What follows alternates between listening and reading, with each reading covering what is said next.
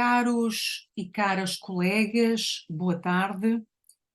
Inicio hoje esta sessão com uma nota de profundo pesar pelo falecimento do Sr. Professor Dr. Pedro Romano Martínez, cujo funeral terminou há escassos instantes.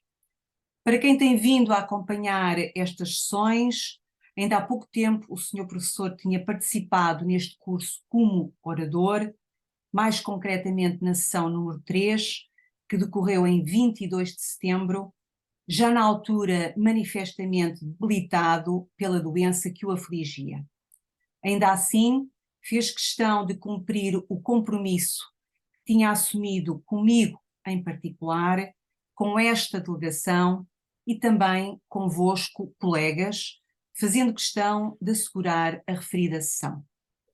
Cumpriu generosamente, com a elevação e a delicadeza que lhe eram, aliás, habituais. Bem-haja, professor Pedro Romano Martínez. A sessão de hoje é a sessão número 14, com o professor Dr. Daniel Moraes, e que nos vai falar sobre arrendamento e direito sucessório. O senhor professor Daniel Moraes tem vindo também a conferir-nos a honra da sua presença nas sessões de estudo e conferências que temos vindo a organizar, e já desde o meu primeiro mandato, pelo que, e uma vez mais, lhe reitero o meu agradecimento pela gentileza e cordialidade. Numa sumária nota curricular, dizer que o senhor professor é licenciado, mestre e doutor em Direito, é professor auxiliar do Grupo de Ciências Jurídicas da Faculdade de Direito da Universidade de Lisboa, com nomeação definitiva desde 2020, coordenador de cursos de pós-graduação em Direito das Crianças, Família e Sucessões. Exerce a função académica de membro suplente do Conselho Científico desde 2015, sendo autor de diversas obras didáticas e monografias na área de Direito das Sucessões. Colaborou em anotações aos Códigos Civis de 1867 e 1966 em matéria de direito sucessório, sendo ainda avaliador de artigos científicos da revista da Faculdade de Direito da Universidade de Lisboa e revisor da revista Lex Familiae. Senhor professor, a palavra é sua. Muito obrigado. Eu gostaria de agradecer em primeiro lugar este convite à delegação da Ordem dos Advogados de Braga, na pessoa da sua presidente, doutora Ana Santos. Também me junto ao voto de pesar relativo ao falecimento do professor Romano Martínez, que foi meu professor, e em cujo funeral estive há escassas horas.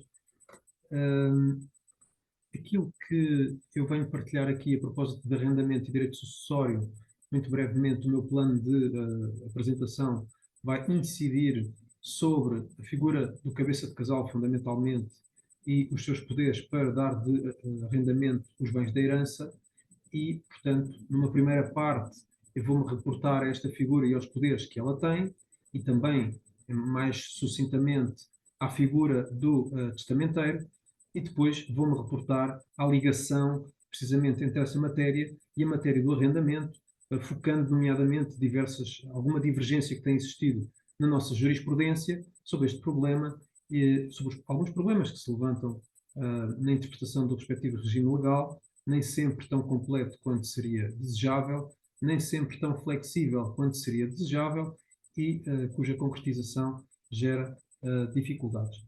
Para isso preparei um PowerPoint que vou agora partilhar. Compartilhar.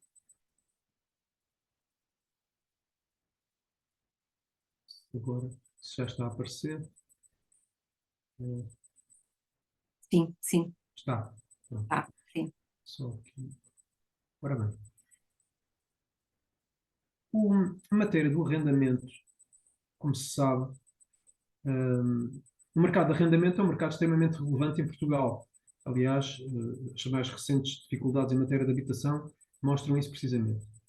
Há dúvidas relacionadas com o arrendamento quando a herança se encontra em divisa e, de acordo com a nossa lei, nos termos do artigo 2101 do Código Civil, a herança encontra-se em divisa por um período de 5 anos, mas pode ser sucessivamente renovável e a herança pode se encontrar em divisa durante 20 anos, 30 anos.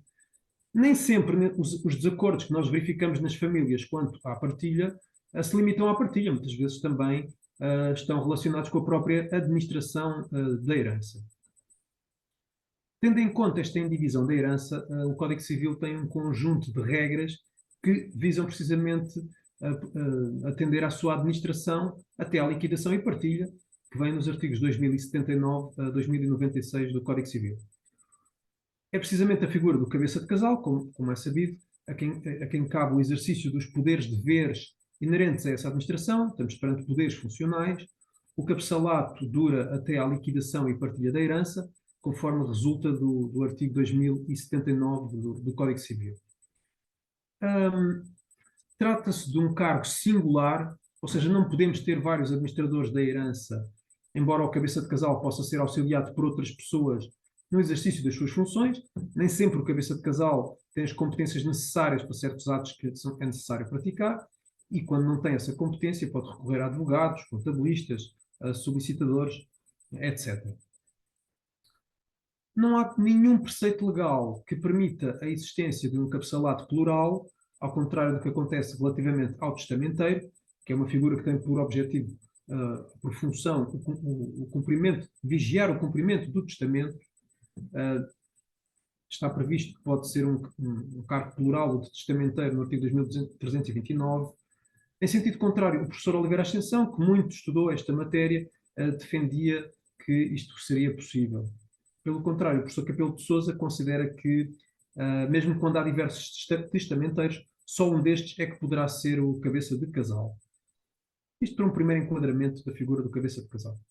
Ele deve administrar a herança com prudência e zelo, é o artigo 2068, número 1b do Código Civil, e isso pode apontar no sentido de que o melhor caminho será recorrer a auxiliares. Às vezes, por vezes, o zelo e a prudência apontam no sentido do recurso a auxiliares, mas de qualquer forma é um cargo que é intransmissível, quer seja em vida, quer seja por morte. Não cabe ao cabeça de casal abdicar totalmente da própria vida para proceder à administração da herança, tendo em conta que o seu cargo é gratuito. Ao contrário do testamenteiro, que pode estar previsto uma remuneração, em relação ao cabeça de casal, não. Por isso, por exemplo, se a administração dos bens que compõem a herança, nomeadamente bens imóveis, fosse a atividade principal do decúios, não se pode exigir que o cabeça de casal deixe a sua vida e a sua atividade profissional para se dedicar a essa administração. O cabeça de casal administra quer os bens próprios do falecido, quer os bens comuns do casal, se estiver casado num regime de comunhão. Pelo contrário, a administração em causa não abrange os bens doados em vida pelo autor da sucessão. Não esquecer que os bens doados são contabilizados para o cálculo da legítima, quando existem herdeiros legitimários, nos termos do artigo 2162, mas são só ficticiamente agregados, ficticiamente somados ao relictum, ou seja, os bens que a pessoa deixa, precisamente como um mecanismo de proteção dos herdeiros legitimários. Não fazem realmente parte da herança, mas só de modo fictício. Com exceção de algumas regras pontuais, o Código Civil não tem uma regra geral que especifique o conteúdo dos atos de administração que podem ser praticados pelo cabeça de casal. Por exemplo, o artigo 2088 diz que este pode pedir aos herdeiros ou a terceiro a entrega dos bens que deva administrar e que estes tenham em seu poder e usar contra eles de ações possessórias a fim de ser mantido na posse das coisas sujeitas à sua gestão ou a ela restituído. Portanto, isto no âmbito dos poderes específicos que estão previstos. Também o artigo 2089 do Código Civil permite ao cabeça de casal cobrar dívidas da herança quando a cobrança possa perigar com a demora ou o pagamento deva ser feito espontaneamente. O artigo seguinte determina que este pode vender os frutos ou outros bens deterioráveis, podendo aplicar o produto na satisfação das despesas do funeral e sufrágios, ou seja, missas por alma da pessoa, bem como no cumprimento dos encargos da administração. O artigo 2090 determina que ele pode vender os frutos não deterioráveis se isso for necessário para satisfazer as despesas com o funeral e os sufrágios, isto ainda relativamente aos poderes específicos que estão previstos quanto ao cabeça de casal. Ora, tendo em conta estes preceitos, a nossa doutrina, de uma forma unânime, conclui que os poderes que são expressamente previstos na lei, relativamente ao cabeça de casal, apontam no sentido que este pode praticar atos de administração ordinária dos bens da herança. Ou seja, são atos que visam a conservação e a frutificação dos bens hereditários. Ou seja, para além da mera conservação, ele deve praticar todos os atos que permitam a produção de rendimentos, nomeadamente dar de arrendamento, como iremos ver. O professor Capelo de Sousa defende que as alíneas A, aliás, B e D do artigo 2086, número 1, exigem que o cabeça de casal administre o património hereditário com prudência e zelo, e que no exercício do cargo não revela incompetência, o que pressupõe uma certa continuidade da administração e uma liberdade de ação que se aproximam mais de tarefas de frutificação normal do que de conservação do património do administrador. Aliás, do património a administrar.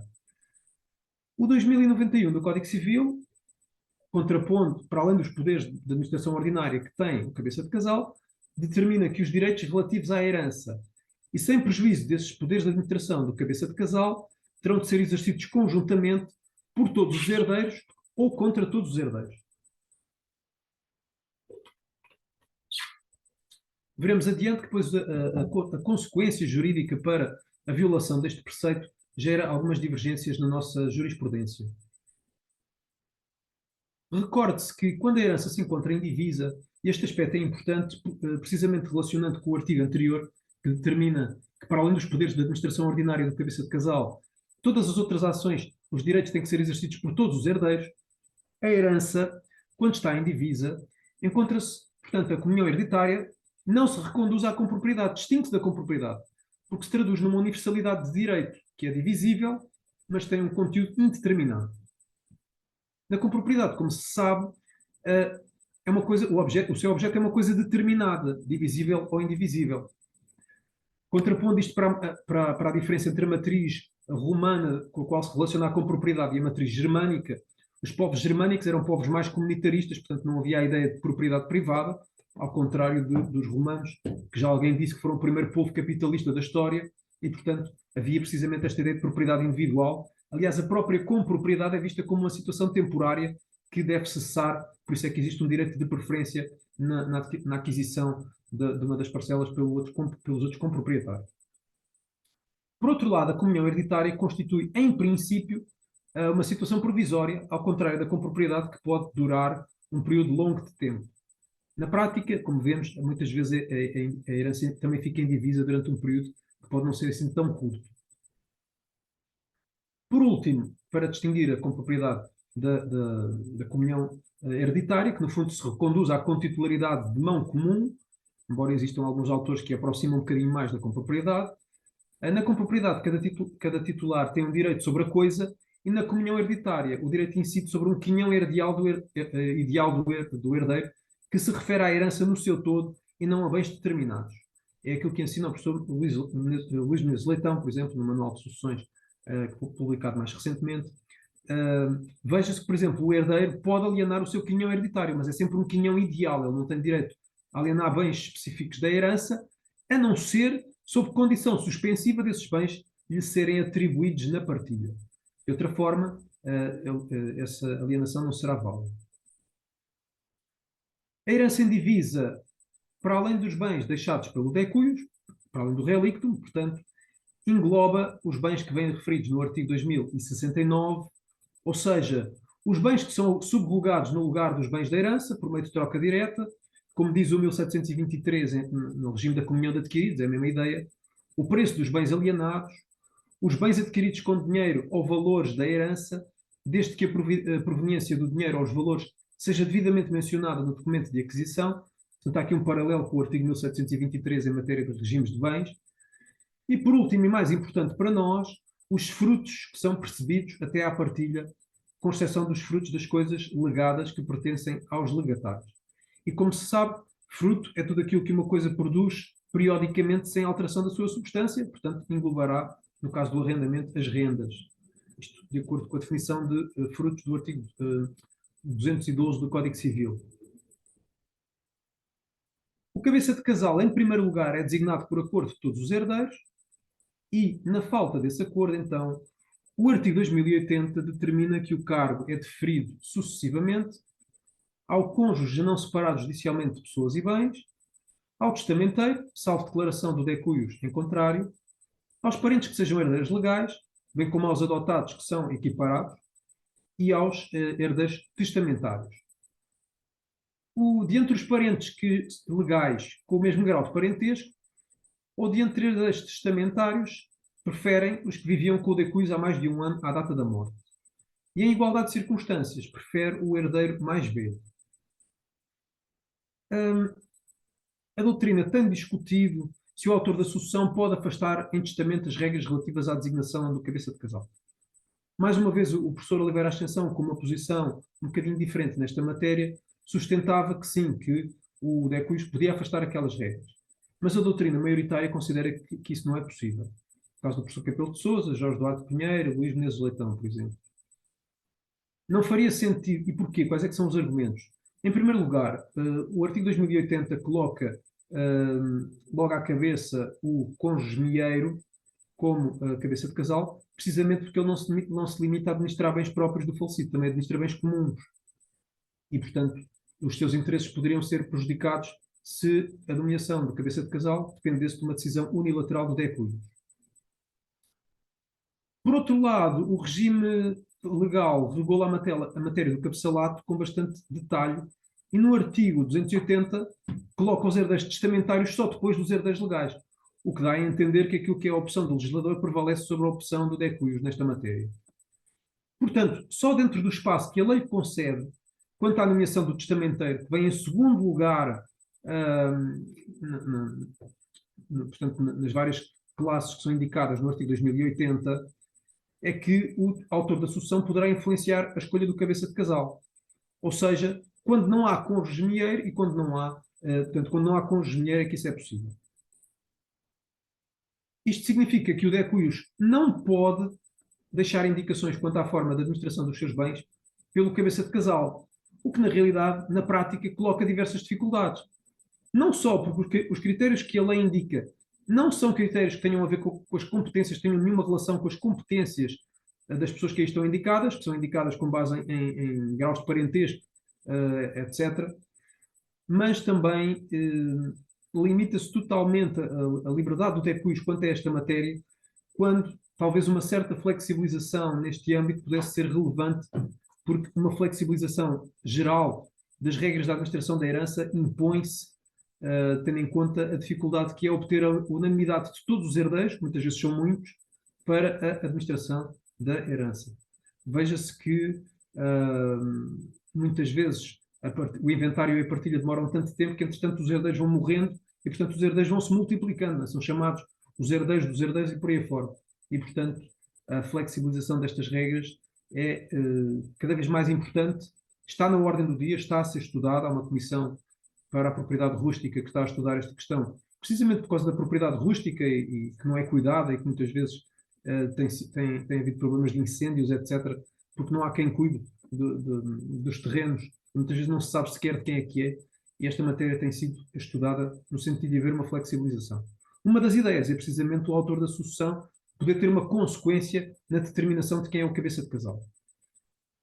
Para além disso, eu recordo só a título breve que antes do processo de inventário voltar para o Código de Processo Civil, a possibilidade na conferência de interessados os herdeiros por maioria decidirem da composição dos quinhões hereditários foi uma questão que levantou muita polémica e que inclusive foi considerada inconstitucional por ser um atentado ao direito de propriedade. Mas, verdade seja dita, não só a alternativa à falta de acordo é a licitação dos bens, o que eventualmente ainda menos respeita esse direito, mas também a exigência da unanimidade a nível da administração colocam entraves enormes na administração da herança. Portanto, como é que o autor da sucessão pode conformar as disposições testamentárias, quer relativas aos herdeiros ou legatários? Através de cláusulas acessórias, como encargos ou de condições. Mas mesmo assim, por exemplo, eu não poderia atribuir um imóvel por testamento na condição de que o legatário não o desse de arrendamento a uma determinada pessoa, por exemplo. Esta condição seria considerada contrária à lei e ter-se-ia por não escrita. Portanto, os poderes do autor da sucessão neste âmbito são, de facto, limitados. Conforme ensina o professor Capelo de Sousa, o autor da sucessão também não pode determinar que não haverá qualquer cabeça de casal, tendo em conta a necessidade de proteção dos interesses dos credores, que a lei também tutela através do cabeçalato. Se o cônjuge meieiro ou qualquer dos herdeiros exigir, o cabeça de casal tem o dever de distribuir por todos até metade dos rendimentos que lhes caibam, excepto se forem necessários, mesmo nessa parte, para a satisfação dos encargos da administração. Portanto, dentro destes rendimentos, pode-se situar os rendimentos com as rendas, se houver um arrendamento sobre os bens da herança. O cabeça de casal deve prestar contas da sua administração anualmente e, se houver um saldo positivo, este é distribuído pelos interessados, segundo o seu direito, após a dedução da quantia necessária para os encargos do novo ano. Resulta do artigo 1103, número 1 do Código de Processo Civil, que o cabeça de casal pode ser substituído a todo o tempo por acordo de todos os interessados na partilha.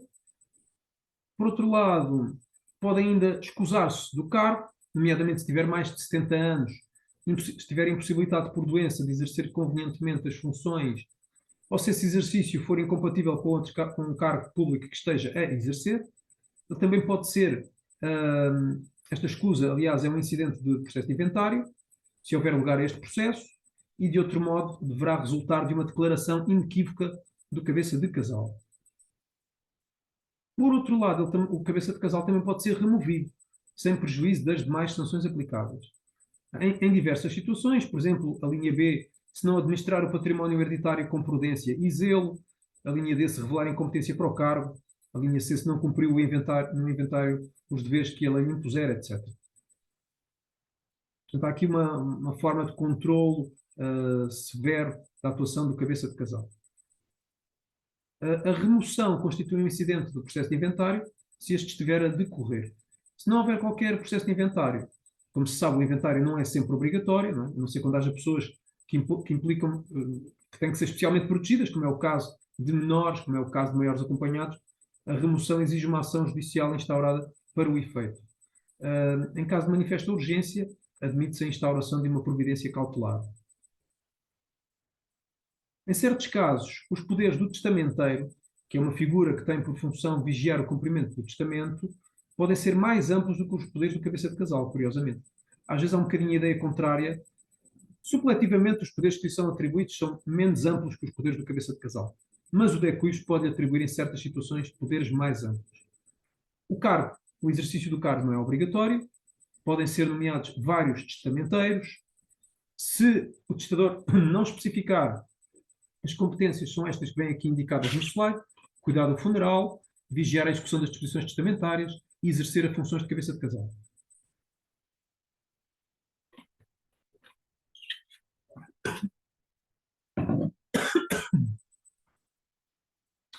O testamenteiro também pode ser judicialmente removido a requerimento de qualquer um dos interessados. Com licença. Engasguei-me com licença.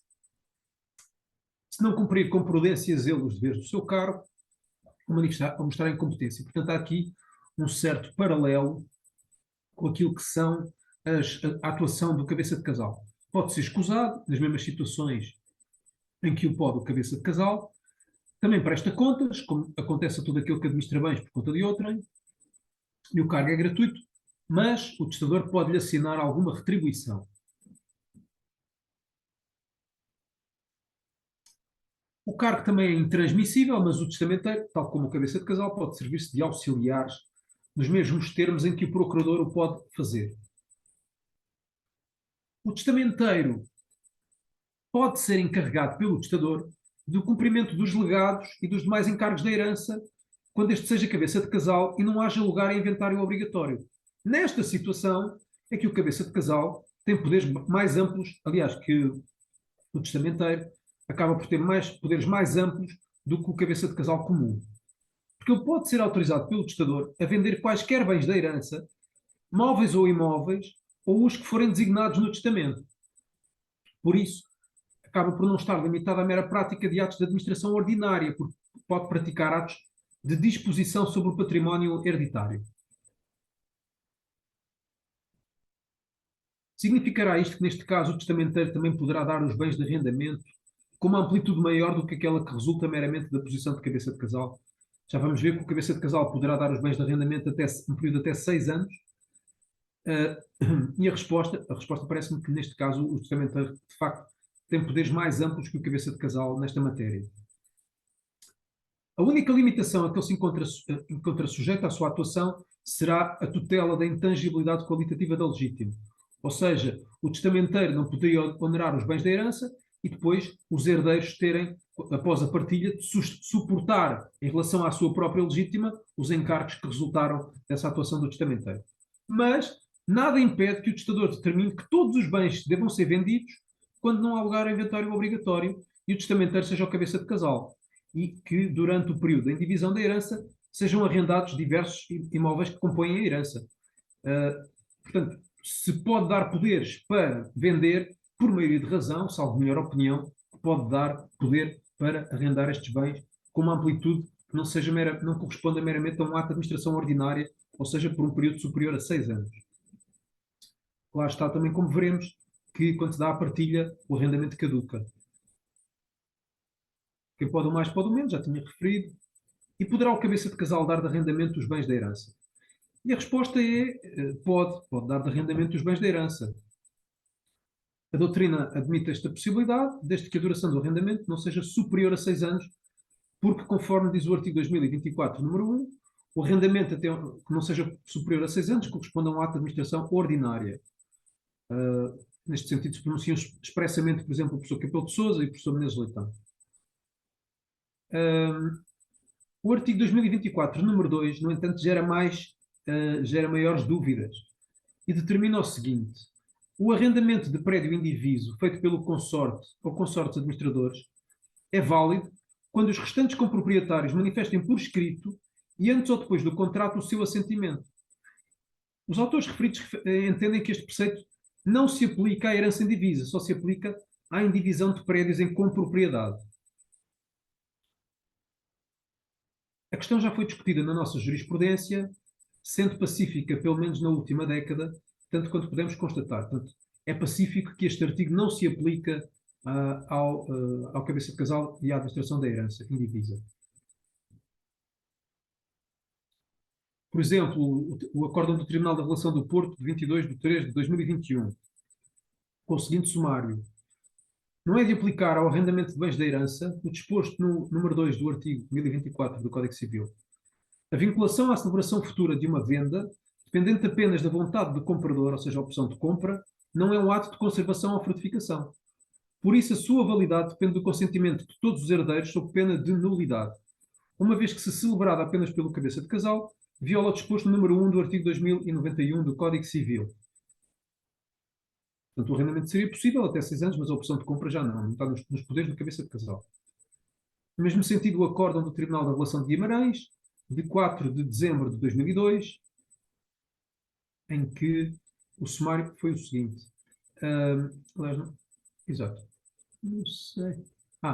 De harmonia com o disposto nos artigos... Não sei se estão a ver aqui a parte de cima do slide. Sim, Okay. professor, sim. De harmonia com o disposto nos artigos 2079 e 2087 do Código Civil, o regime de administração da herança indivisa por parte do cabeça de casal é um regime especial que permite ao cabeça de casal, por si só, fazer a administração ordinária da herança dentro dos limites da lei, praticando atos de administração ordinária, como seja a celebração de contratos de arrendamento por prazo não superior a 6 anos, pelo que não se lhe aplica ao regime da compropriedade, última parte do artigo 1404 do Código Civil, e, consequentemente, não se aplica o disposto no número 2 do artigo 1024 do Código Civil. Tendo a cabeça de casal, no âmbito da administração ordinária da herança indivisa, deixada por óbito do seu marido, dado de arrendamento e parceria agrícola de determinados prédios da herança por prazo inferior a 6 anos, tal arrendamento é válido nos termos do disposto nos artigos 2079, 2087, 2024, número 1, todos do Código Civil. Ou seja, o cabeça de casal, para arrendar bens até 6 anos, não precisa do consentimento de todos os herdeiros. Se o cabeça de casal pode dar de arrendamentos de bens de herança até 6 anos, com vista à frutificação dos mesmos, pode entender-se que deverá fazê-lo no exercício dos deveres que lhe competem para rentabilizar esses bens, se os imóveis em causa se encontrarem em condições de ser arrendados, agora pensando especificamente no arrendamento urbano. Da mesma forma, também terá legitimidade para intentar uma ação de despejo.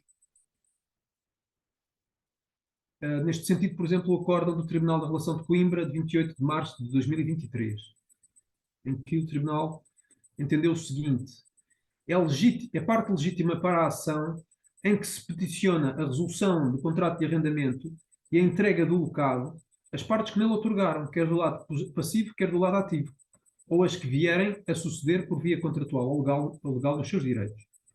A locação de um bem integrado numa herança não partilhada integra os poderes ordinários da administração da herança, que até à sua liquidação e partilha pertence ao cabeça de casal. Nessa medida, o cabeça de casal, que nessa qualidade otorgou no contrato, no arrendamento de imóvel integrado em herança indivisa, é parte legítima para intentar a ação de despejo contra a locatária, por esta ação se enquadrar no âmbito dos poderes contidos no 2079 do Código Civil. No mesmo sentido, aliás, esta ação de despejo constitui um ato de administração ordinária que se enquadra por isso nos poderes do cabeça de casal. Por exemplo, neste sentido, o Tribunal da Relação de Lisboa, em acórdão de 14 de março de 1996. Também, aliás, está aqui o sumário, mas vou avançar para não estar a perder muito tempo, vou dizer a mesma coisa. Depois vou disponibilizar estes slides também. No mesmo sentido, o Tribunal da Relação de Lisboa, no acórdão de 2006. A autora cabeça de casal da herança aberta por óbito do seu marido tem legitimidade para, desacompanhada dos restantes herdeiros, intentar a ação de despejo relativamente a um imóvel da herança arrendado pelo falecido. Nos poderes de administração incluem-se aqueles que visam a valorização e proteção do património, que são os objetivos principalmente visados com a ação de despejo, sobretudo quando radica em violações contratuais por parte do arrendatário, como as apontadas aos réus. Pode-se questionar se o facto do cabeça de casal dar os bens de herança em arrendamento até um prazo de 6 anos não prejudica os herdeiros. Mas a lei tem uma forma de resolver esta questão.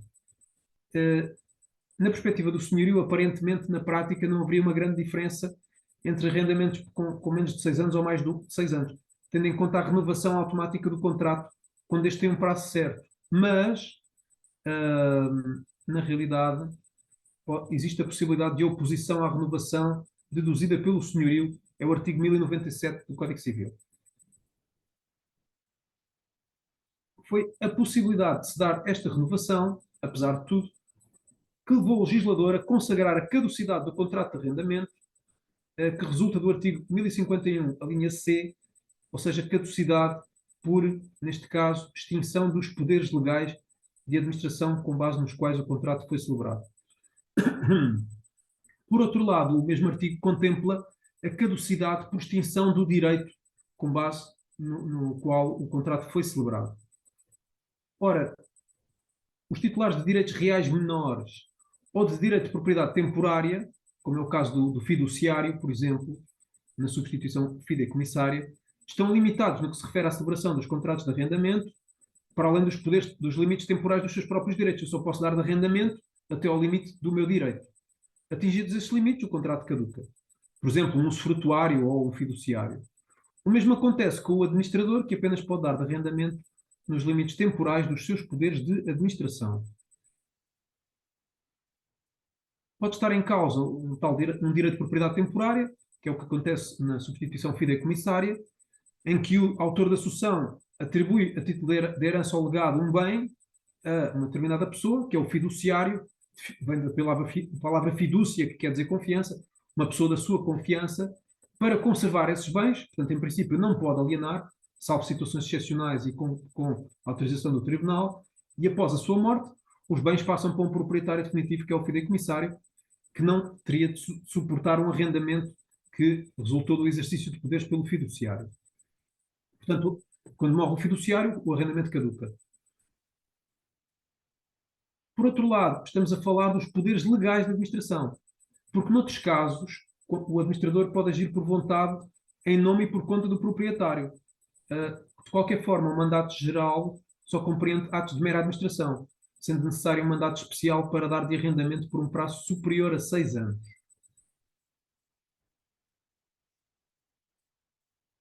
Fernando Cunha de Sá, que tem uma monografia sobre a caducidade do arrendamento, entende que o facto desta causa de caducidade relacionada com o fim dos poderes legais que estão subjacentes ao arrendamento ser colocada em pé de igualdade com a situação em que cessa o direito com base no qual o contrato foi celebrado, leva à conclusão de que o que releva é a cessação dos poderes legais da administração e não a cessação da situação da administração em si mesma.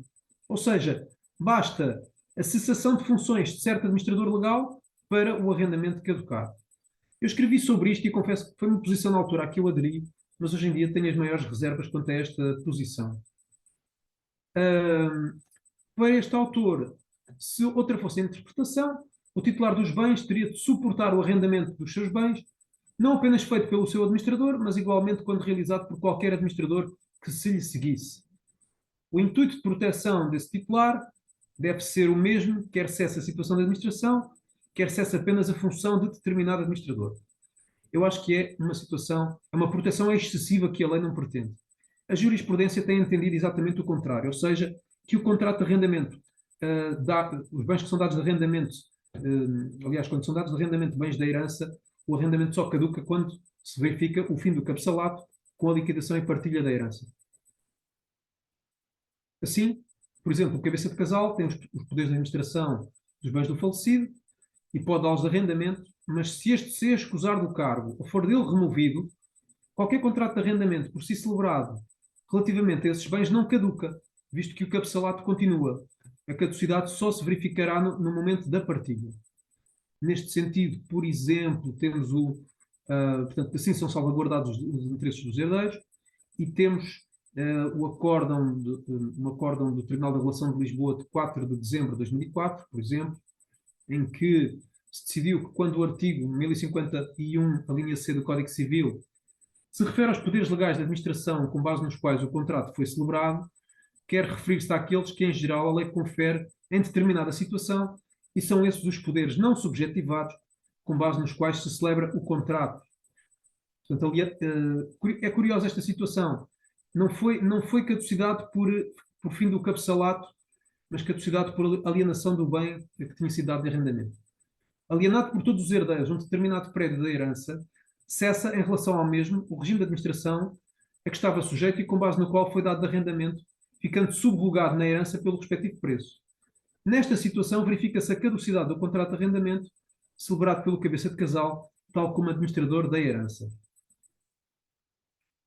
O Tribunal entendeu que não são os poderes de administração no aspecto subjetivo que estão em causa, mas o regime de administração em geral.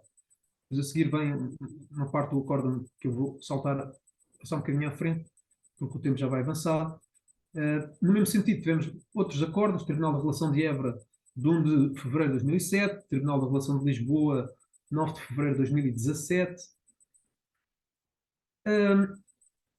Ainda nesta matéria do arrendamento, da caducidade do arrendamento, o Tribunal da Relação do Porto, no acórdão de 2023, decidiu que se o que vier a ser por partilha proprietário do bem arrendado anuiu no arrendamento, ele não caduca. Isto é curioso, ou seja, por exemplo, se o cabeça de casal vier na partilha, se vier a caber o bem arrendado, o arrendamento não caduca. Isto porquê? Porque o artigo 939 do Código Civil manda aplicar nos termos aí previstos aos demais contratos onerosos as normas da compra e venda. E entre estas normas está o artigo 895, em sede de venda de bem alheio, por força do qual, logo que o vendedor de coisa alheia adquira a propriedade da coisa ou direito vendido, o contrato de compra e venda torna-se válido e a dita propriedade ou direito transfere-se para o comprador. Ora, segundo este raciocínio, os professores Pires de Limento, nos Varela, afirmam que se o cabeça de casal vier a adquirir pela partilha a coisa locada, não deve considerar-se caduco o contrato pela cessação dos seus poderes. Isto apesar de existir alguma diferença entre o contrato de compra e venda e o contrato de arrendamento, mas tais diferenças são consideradas insuficientes para se considerar que o artigo 895 não é aplicável ex vi do artigo 939. Portanto, como se vê, muitos pormenores e ainda não entramos em todas as questões depois concretas que a nossa jurisprudência tem analisado. Ainda quanto à caducidade, num acórdão de 2021 do Tribunal da Relação de Coimbra, o Tribunal entendeu o seguinte: fora dos casos previstos nos artigos 2088, 89 e 90, o cabeça de casal só tem legitimidade substantiva para praticar atos destinados a evitar a perda ou a deterioração dos bens da herança e os destinados a prover à sua frutificação normal. O cabeça de casal não tem legitimidade substantiva para outorgar na posição de locador em representação da herança em contratos de arrendamento por prazo superior a 6 anos, por isso extravasar dos meros poderes de administração que a lei confere, mesmo que esteja em causa um arrendamento rural com o mínimo legalmente previsto de 7 anos. São anuláveis os contratos celebrados pelo cabeça de casal sem a legitimidade substantiva referida no ponto número 2. Ou seja, neste acórdão já se coloca a questão de saber qual é a consequência jurídica da violação das regras de administração pelo cabeça de casal. O Tribunal considerou que, independentemente da natureza do arrendamento, o cabeça de casal, nos termos do disposto no 1024, número 1 do Código Civil, só pode, na posição de locador, outorgar contratos com prazo não superior a 6 anos. Atento a que o contrato sub judice foi celebrado no prazo de 7 anos, automaticamente renovável, não se enquadra ao mesmo nos poderes de administração ordinária, pelo que não vincula o aqui autor nos termos do disposto no número 2 do artigo 1024 do Código Civil, uma vez que este nisso não consentiu. E depois, quanto à consequência, segue-se do exposto que a celebração do contrato estava sujeita à regra do 2091, número 1, segundo o qual só podia ser celebrado em conjunto por todos os herdeiros, visto que, no caso, o ora recorrente não interveio no contrato, nem deu o seu assentimento, a consequência é que nos temos expostos à invalidade do mesmo. Quanto à concreta invalidade que o atinge, nulidade, anulabilidade ou ineficácia, entendemos que se trata da anulabilidade, embora como resulta dos arestos acima referidos, tal não seja consensual na jurisprudência, embora o sentido maioritário seja da aplicação do regime da anulabilidade. Confesso que não concordo.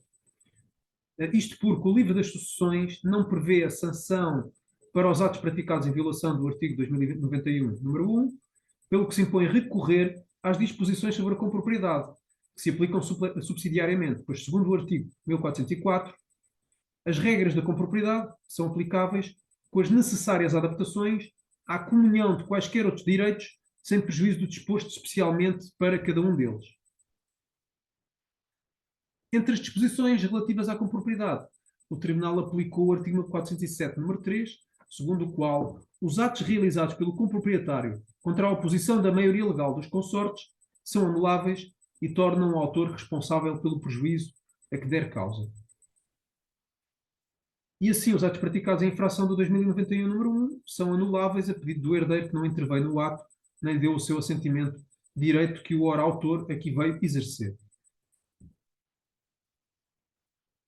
De um modo diferente, o STJ, num acórdão de 16 de dezembro de 2021, entendeu que um contrato celebrado em violação do artigo 2091 seria nulo. O contrato de arrendamento, portanto, o sumário é o seguinte: o contrato de arrendamento celebrado por um período de tempo inferior a 6 anos constitui um ato de administração, tendo a cabeça de casal poder legal bastante para o celebrar, que resulta dos artigos 1024, número 1 e 2079 do Código Civil. A inclusão em contrato de arrendamento de uma cláusula de opção de compra pelo inquilino configura um elemento autónomo relativamente ao contrato de arrendamento, traduzindo o elemento típico dos pactos de preferência, implicando a inclusão de regras relativas a dois negócios diversos, tal como permite o disposto no artigo 405, número 2 do Código Civil. Portanto, como vemos, já não é a primeira vez que nos deparamos na jurisprudência com esta cláusula de opção que, de facto, traduz aqui, extravasa os poderes do cabeça de casal. A obrigação de dar preferência ao réu na compra do imóvel arrendado, ajustada no predito contrato de arrendamento, à qual foi oposta uma outra cláusula penal no valor de 50.000 euros, caso não fosse dado cumprimento a tal obrigação, transcende a mera administração, tratando-se antes de um ato de disposição que não incumba ao cabeça de casal no exercício das suas funções, mas antes a todos os herdeiros, artigo 2091, número 1 do Código Civil. a aludida cláusula negociada por quem não tinha quaisquer poderes para o efeito é nula e sem nenhum efeito, sem que, contudo, tal nulidade ponha em causa o demais contratado, mantendo-se o mesmo arrendamento, o mesmo quanto ao arrendamento em si. O que também é interessante, não é? Que mantém-se o arrendamento, apesar daquela cláusula, portanto, há-se uma redução do contrato.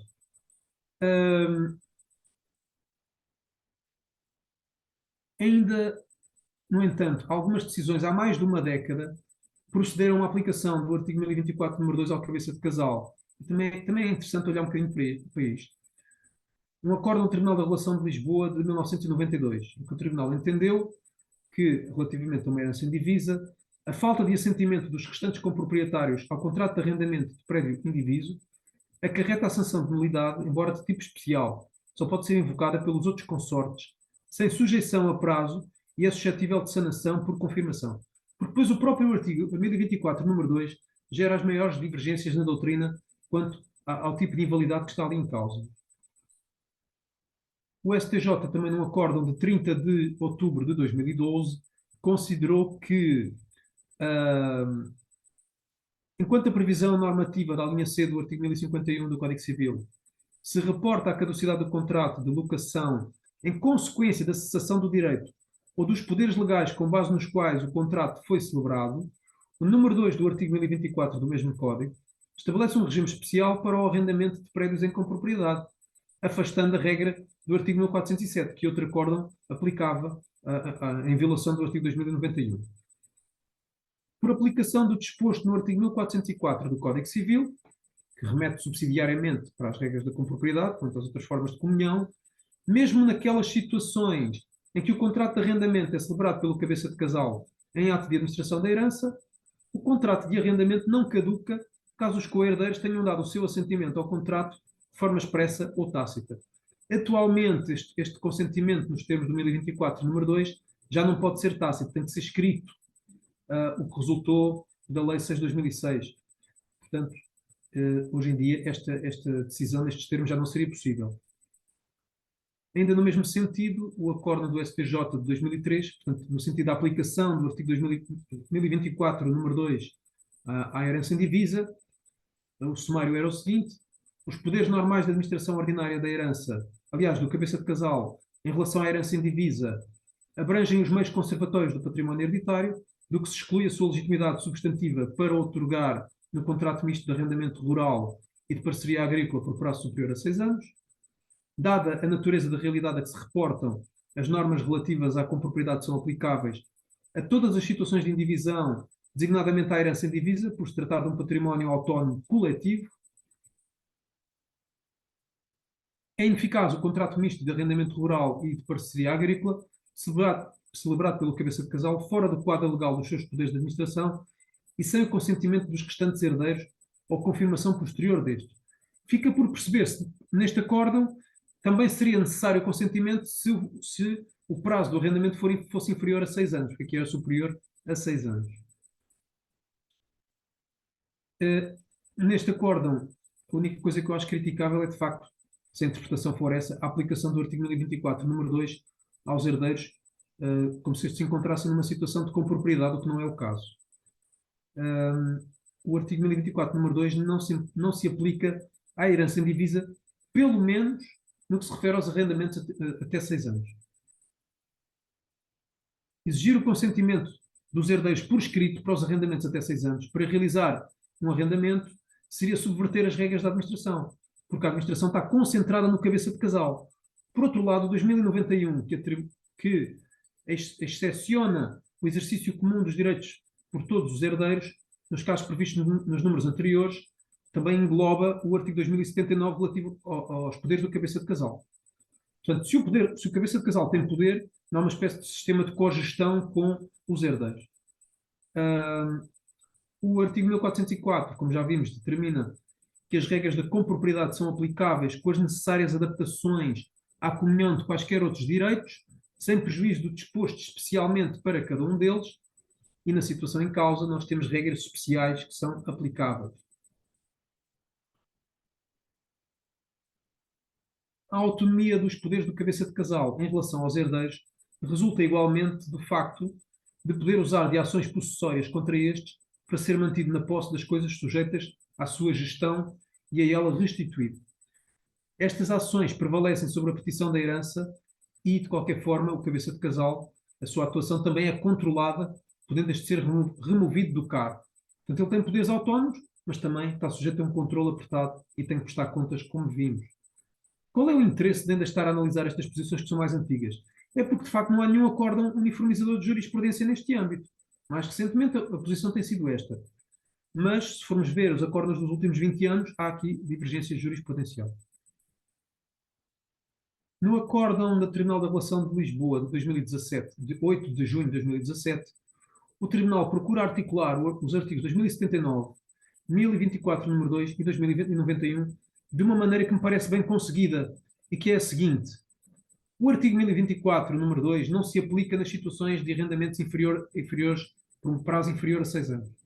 Mas se for por um prazo superior a 6 anos, já me parece que faz sentido aplicar este preceito. Porque é precisamente uma Porquê? Porque as regras da compropriedade aplicam subsidiariamente nos casos de arrendamento, aliás, nos casos de outras formas de comunhão, e estamos a falar especificamente de arrendamento, há uma previsão específica. Na parte sucessória não temos nenhuma previsão específica quanto à invalidade concreta por violação do artigo 2091, portanto para mim, faz sentido aplicar o artigo 2024, número 2, nesta matéria, que também gera aqui alguma discussão. O sumário do acórdão é o seguinte. Da conjugação do disposto nos artigos 2079, 1024.1 e 2091, número 1 do Código Civil, parece resultar que o regime da administração da herança indivisa por parte do cabeça de casal constitui um regime especial, em função do qual o mesmo pode, por si só, outorgar em contrato de arrendamento até 6 anos, só não o podendo fazer se o consentimento dos demais herdeiros no referente a arrendamento por prazo superior, não se aplicando por isso no tocante à administração da herança indivisa, por parte do cabeça de casal, o disposto no número 2 do artigo 1024. De todo modo, a não validade a que este número 2 de 1024 se refere diz respeito meramente às relações internas entre os comproprietários, não estando em causa a validade do contrato em face do locatário. Ora, isto gera alguma discussão.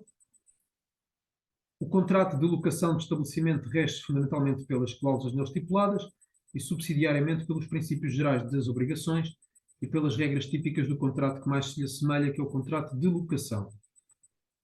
Do próprio acórdão resulta a discussão quanto à consequência jurídica quanto à interpretação do artigo 1024, número 2 do Código Civil.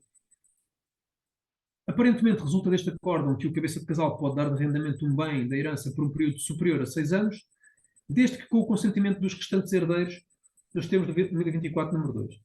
Na falta desse consentimento, a invalidade do contrato só diz respeito às relações internas entre os comproprietários. Ora, a doutrina tem discutido esta questão, sustentando diversos autores a existência de uma invalidade somente invocável nessas relações internas, mas os professores Pires de Limento e de Varela, que são citados no referido acórdão, referem que pouco interessaria aos consortes que o ato não autorizado fosse ineficaz somente em relação a eles, enquanto o arrendatário detiver o prédio e pagar as rendas ao consorte administrador. Pelo contrário, o que lhes interessa é obter o despejo do prédio. Por isso, ao contrário do que se conclui no acórdão, estaríamos perante uma situação próxima da disposição ou oneração de cota sem o consentimento dos restantes consortes, que anula por ser a vida como disposição de coisa alheia, o que se encontra previsto no artigo 1408, número 2 do Código Civil. Ora, quanto a esta questão, o professor Menezes Cordeiro considera que o arrendamento a non domino dá aso a uma situação aparente, ou seja, arrendamento realizado porque não tem legitimidade para isso, representando um escolho para o comércio jurídico e para as relações sociais. Não se trata de uma mera ineficácia em relação a algumas pessoas. Há um vício intrínseco, que é o da ilegitimidade, ao qual o direito faz corresponder a nulidade, que é temperada embora pela possibilidade de sanação ou de convalidação possível a todo o tempo, até que sobrevenha a declaração de nulidade, isto por aplicação do artigo 1024, número 2. O contitular preterido pode ainda reivindicar o prédio, independentemente da prévia declaração de nulidade do arrendamento. Se o artigo 1024.2 não se aplica a um arrendamento realizado pelo cabeça de casal até 6 anos, não nos parece existir qualquer motivo para que o mesmo não se aplique quando se trata de um arrendamento realizado pelo mesmo sem legitimidade, ou seja, por um período superior a 6 anos, quando está em causa um arrendamento, ou então quando está em causa um arrendamento realizado por um dos herdeiros sem legitimidade para tanto. Nestas situações, parece-me que se aplicará, na ausência de um preceito específico, do regime especial, no livro 5º do Código Civil. Isto significa que a violação do disposto no artigo 2091, em matéria de arrendamento, determina a nulidade do ato, nos termos do 1024, número 2, na interpretação do preceito que é proposta pelo professor Menezes Cordeiro. Outra solução seria a aplicação da regra geral de nulidade, prevista no artigo 294 do Código Civil. Salvo o devido respeito, naquele acórdão que eu já me reportei, em que o Tribunal optou pela aplicação da anulabilidade com base no artigo 1403, que se refere a atos realizados pelos comproprietários contra a oposição da maioria legal dos consortes, não me parece inteiramente convincente esta posição. Parece-me que a posição, a aproximar-se de algum preceito da compropriedade, se aproxima mais da situação em que a disposição é como se fosse uma disposição de coisa alheia. No acórdão de 30 de 5 de 1989, o Supremo Tribunal de Justiça considerou que o arrendamento celebrado por um só herdeiro está feito de nulidade, portanto, no mesmo sentido que eu referi. Por outro lado, mais especificamente, em 4 de outubro de 88, o Tribunal da Relação de Coimbra considerou que o artigo 1024.2 é aplicável ao contrato de arrendamento que foi celebrado apenas por um dos herdeiros. Não é exatamente a situação do cabeça de casal que está a celebrar um contrato de arrendamento sem legitimidade, mas é uma situação paralela em que um dos herdeiros celebra um contrato de arrendamento sem legitimidade, que nos remete para o artigo 1024, número 2 do Código Civil. Ora bem, isto, resumindo, verificamos que há diversos problemas que são relevantes em matéria de arrendamento dos bens da herança e que têm de ser resolvidos atendendo à natureza específica da comunhão hereditária como uma contitularidade de mão comum e atendendo às regras específicas que existem da administração da herança, relativas ao cabeça de casal e relativas ao testamenteiro, e também às regras de compropriedade quanto subsidiariamente aplicáveis. Por outro lado, não nos podemos esquecer que a posição do cabeça de casal é uma posição precária, o que determina a caducidade do contrato de arrendamento, mas só após a partilha da herança. Visto que ainda tenho muito pouco tempo, já estava em cima da hora, pensava que ia demorar mais tempo, mas felizmente consegui ficar dentro de uma hora, queria só chamar a atenção para a seguinte questão. Houve um acórdão, eu depois posso indicar a referência, mas neste momento não tenho aqui, mas há um acórdão curioso em que, fundamentalmente, um dos herdeiros começou a utilizar um dos bens da herança, a viver num imóvel que era um bem de uma herança em divisa. E houve oposição por parte de outros herdeiros. Ora, o que é que o Tribunal considerou? Foi uma decisão interessante. O Tribunal considera que, tal como acontece em relação à compropriedade, qualquer um dos comproprietários pode utilizar os bens em causa, desde que não ponha em causa a possibilidade de utilização pelos outros, pelos restantes. Neste caso, era impossível que vários herdeiros vivessem na mesma casa, estavam uns ou estavam outros. Houve oposição de um dos herdeiros, então o que aconteceu foi que a pessoa que tinha intrusivo, portanto, de certa forma, ilegitimamente, começado a viver naquele imóvel, foi condenada no pagamento daquilo que seria a proporção a que o herdeiro que se opôs teria, como se existisse um arrendamento daquele bem, como se aquele bem fosse arrendado, e o herdeiro que se opôs à utilização daquele imóvel para a habitação de um dos herdeiros, numa herança indivisa, teria direito àquilo que corresponderia ao seu quinhão hereditário, mas só no valor das rendas. O que é curioso, não é? Porque, inclusive, é que o problema da utilização dos bens da herança enquanto a herança se encontra em divisa e a aplicação de algumas regras da compropriedade a esta questão também gera algumas dificuldades e alguma discussão. Muito obrigado pela vossa atenção. Era tudo aquilo que eu queria partilhar em relação a esta temática. Muito obrigada, professor Daniel Moraes, por esta brilhante exposição. Temos aqui algumas questões a que vamos tentar dar resposta. Então, uma das questões é da colega doutora Carla Pires, que refere o seguinte: o cabeça de casal pode desacompanhado dos demais herdeiros, denunciar contrato de arrendamento? Esta é uma primeira questão. Depois coloca ainda uma outra questão. E tem legitimidade para resolver um contrato de arrendamento com o fundamento de abandono do locado por mais de 1 ano, aqui também desacompanhado dos restantes herdeiros? Senhor professor, Olha, em relação a, como nós vimos, a relação entre o cabeça de casal e o arrendamento portanto, aquilo que ele pode praticar no contexto do arrendamento limita-se aos atos de administração ordinária. Portanto, aquilo que nós temos que perguntar é se estes atos de denunciar o contrato de arrendamento e de, inclusive, resolução do contrato com fundamento de abandono do locado se traduz num ato de administração ordinária ou não. Ora, a pergunta que devemos colocar é, ao atuar desta forma, o cabeça de casal encontra-se a procurar a conservação dos bens da herança e a sua frutificação? Enfim, eventualmente podendo depender de algumas particularidades do caso concreto, mas se a lei se tem legitimidade para denunciar, por exemplo, o ato de denúncia pode traduzir-se numa vontade do cabeça de casal e da resolução do contrato de dar o bem de arrendamento noutra situação que seja mais vantajosa para a herança, não é? E, portanto, eu diria que, salvo melhor opinião, que sim, que se enquadra nos seus poderes. Aliás, se ele tem a legitimidade também para a ação de despejo, também faz sentido que tenha legitimidade para a renúncia e a resolução, desde que a lei o permita.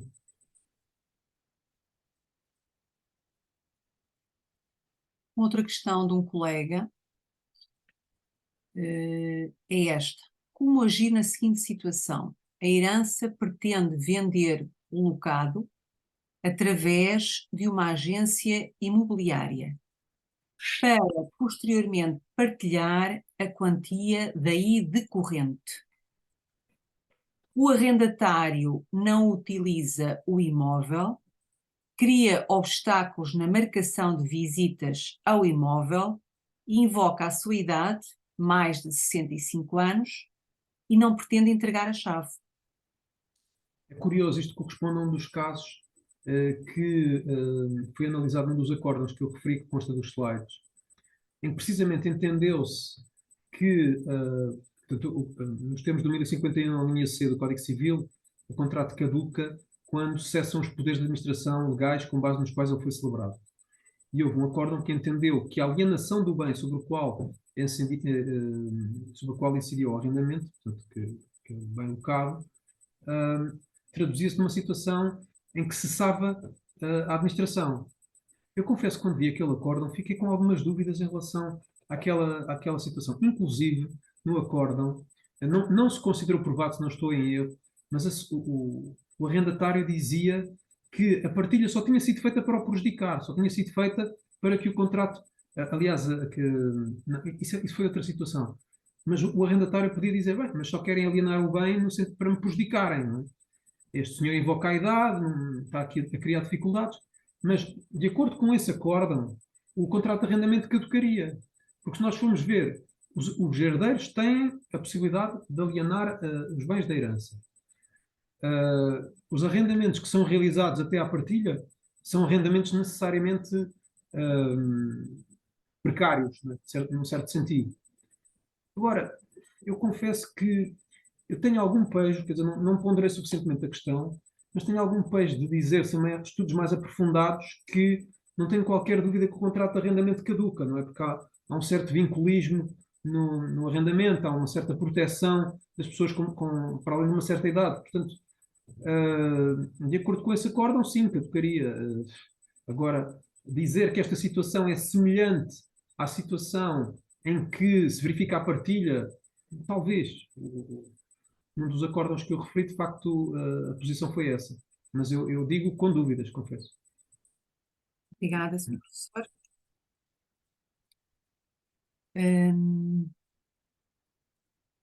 Uma outra colega, a doutora Maria Soares, coloca esta questão: como podem os demais herdeiros serem compensados pela ocupação de um imóvel por um dos herdeiros? Pois, foi a última questão que eu referi, e de facto há jurisprudência nesse sentido, Os herdeiros têm que se opor numa ação judicial nesse sentido e pedirem para ser compensados nos termos gerais da responsabilidade civil e a que é que corresponderá eventualmente essa compensação. Aquilo que um herdeiro está a beneficiar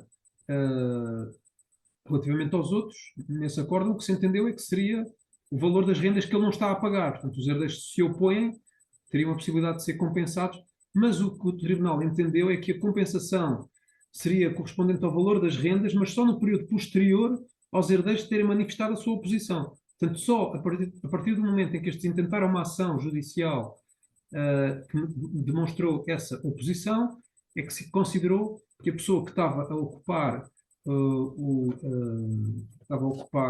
o imóvel o estava a fazer de uma forma ilegítima.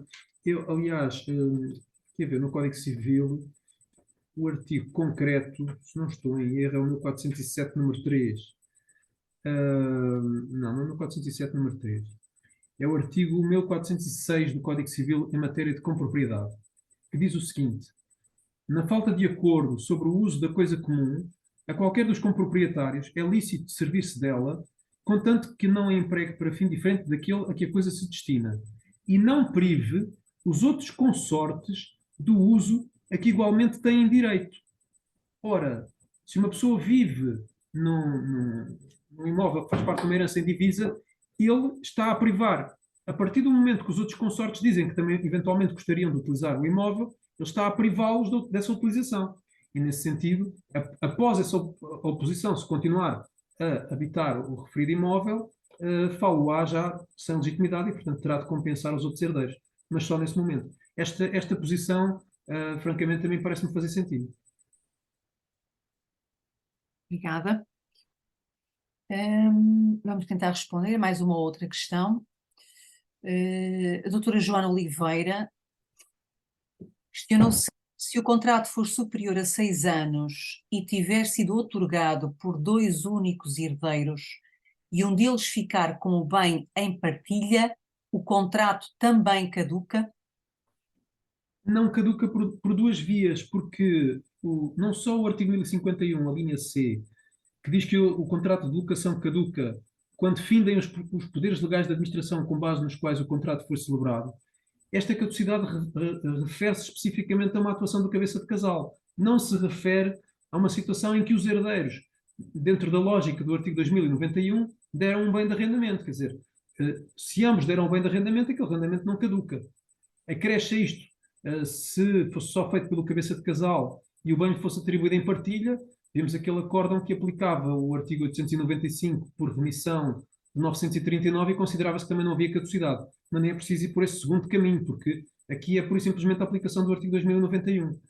Não, ou seja, os herdeiros não aplicam, não celebram um contrato de arrendamento com base em poderes legais da administração. Eles celebram um contrato de arrendamento porque eles são os titulares dos bens, não é? Embora de uma forma indivisa. E, portanto, não caduca. O Dr. Pedro Casimiro coloca esta questão: o legatário de um imóvel pode celebrar um contrato de arrendamento sem conhecimento ou autorização dos demais herdeiros ou do cabeça de casal? O nosso Código Civil, nos termos do artigo 2050, se não estou em erro, determina que o domínio e posse dos bens da herança adquirem-se pela aceitação, independentemente da sua apreensão material. E isto depois aplica-se também aos legatários, por via do artigo 2249, que remete para estas regras. E aqui confirmar uma coisa: os frutos, diz o artigo 2271, que não havendo declaração do testador sobre os frutos da coisa legada, o legatário tem direito aos frutos desde a morte do testador. Porque desde esse momento, na realidade, ele é o proprietário dos bens, não é? Ele é proprietário dos bens desde o momento da morte. É claro que os herdeiros têm um período que é 1 ano para cumprir os legados, porque a posse aqui é independentemente da apreensão material da coisa. Ora, o cabeça de casal, por acaso é uma boa pergunta, o cabeça de casal administra os bens da herança, inclusive os bens legados. Artigo 2087, só aqui a confirmar. Exatamente.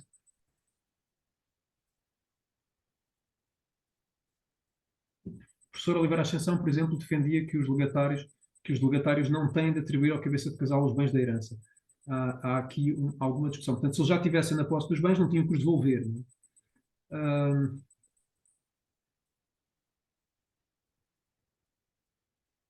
A autorização dos demais herdeiros seguramente não será necessária, porque os herdeiros debruçam-se sobre os bens da herança e, de certa forma, mais do que embora seja parte do relicto no legado, o bem legado, mas o bem legado é visto como uma dívida da herança, mais do que um bem propriamente da matéria, da massa partilhável, é visto como uma dívida da herança. Agora, a questão, o que eu me questiono é se não terá de haver algum tipo de articulação com o cabeça de casal. O cabeça de casal, os herdeiros devem cumprir os legados até um período. Portanto, eu calculo que o próprio cabeça de casal não possa dar um bem legado de arrendamento. Salvo a minha opinião, acho que não. Portanto, seria possível. Assim, claro, sem ter. Isto são sempre respostas um bocadinho assim à queima-roupa, mas eu diria que sim. Eu diria que sim. Bom, creio que temos uma última questão. Não sei se não sai um bocadinho fora do âmbito desta sessão, que é a seguinte: o contrato de arrendamento caduca se for celebrado por um gerente de uma sociedade que, entretanto, renuncia ao cargo? Pois estou a perceber, então, uma tentativa de estabelecimento de um paralelo aqui à aplicação do 1051, a linha C, onde cessa o direito ao direito ou findem os poderes legais da administração com base nos quais o contrato foi celebrado. O contrato de arrendamento caduca se for celebrado por um gerente de uma sociedade que, entretanto, renuncia ao cargo. Lá está, é a mesma pergunta quanto ao cabeça de casal. Será que se mudar o cabeça de casal o contrato caduca ou só cessarem os poderes legais da administração? No caso das sociedades, não sou especialista em sociedades, mas no caso das sociedades, o que temos que ver é quando é que cessam esses poderes legais. Os poderes legais cessam quando há um gerente que renuncia ao cargo? Tenho algumas dúvidas, não é? Mas no fundo a questão é esta. Portanto, o relevante não é a pessoa concreta, são os poderes legais da administração, a não ser que a lei faça uma ligação entre ambas as coisas, entre os poderes da administração e um determinado titular concreto.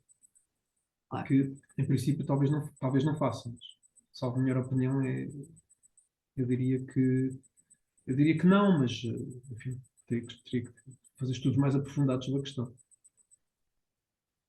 Bom, creio que não temos nenhuma outra questão colocada aqui no chat. Damos então por terminada esta sessão de hoje. Renovo os meus agradecimentos em representação da Delegação de Braga da Ordem dos Advogados ao Sr. Professor Dr. Daniel Moraes por esta brilhante exposição. Aproveitando para informar os colegas que a próxima sessão será no dia 30 de outubro, próxima segunda-feira, com o Dr. João Basílio, que nos irá falar sobre a visão prática dos despejos. Uma boa noite a todos e a todas e até à próxima sessão. Muito obrigada. Boa noite.